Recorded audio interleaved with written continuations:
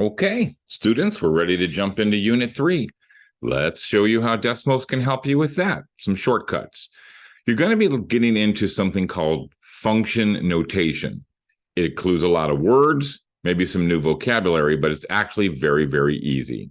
So when you read something like the function f of r gives the area of a circle with radius r, and it can be written in the equation form as f of r equals 3.14 r squared. What is f of 5? That couple sentences may sound very intimidating. This is all that function notation means. F has a rule for the variable r. Here's the rule. Take 3.14 times whatever r is and square it. What do you want r to be? I want r to be 5. So all that means is type in exactly what you see, but replace r with the number 5. There's 3.14 r squared. 78.5 is our answer. That's all function notation means. Just plug in the 5 for r and put it through your calculator. No worries. What other things might we have to do on Desmos? Well, you're going to be beginning to add and subtract various functions from one another. There is a decimal way to do it. It does take a little bit of clicking, but you're going to get it right every single time. So let's go through and show you how I can take F's rule of 3x plus 1, G's rule of x squared minus 6, and show you what F minus G of x would look like. So we're going to click on the ABC tab and say that F is known as, notice I don't put the parentheses x or F of x. I just say this is what F is. F has a rule, 3x plus 1, and it throws that on the black graph. G has a different rule. So let's define G as x squared minus 6.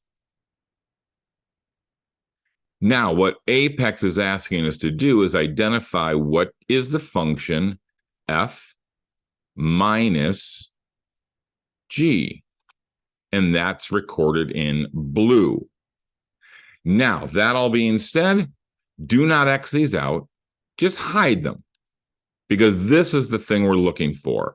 One of these 4 solutions is going to match what f minus g looks like.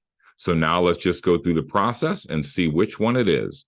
So we'll type in 3x squared minus 17. Not even close. The blue one goes down, the green one goes up.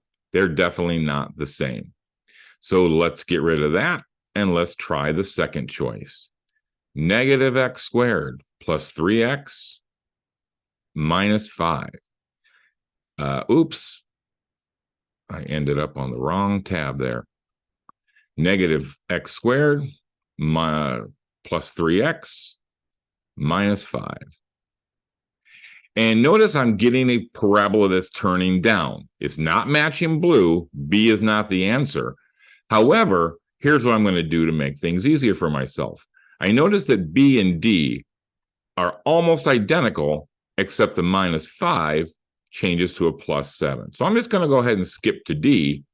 Now notice what happens. The blue and the purple graphs completely overlap each other. D has to be the response. Now, if you were doing this pencil paper, the way it works is you'd gather like terms. There are no x squareds, 0 x squareds in F. So 0 minus 1 would be negative 1x squared. 3x minus no x's is 3x. And 1 minus negative 6, minusing a negative turns it positive. So 1 minus negative 6 turns to 7.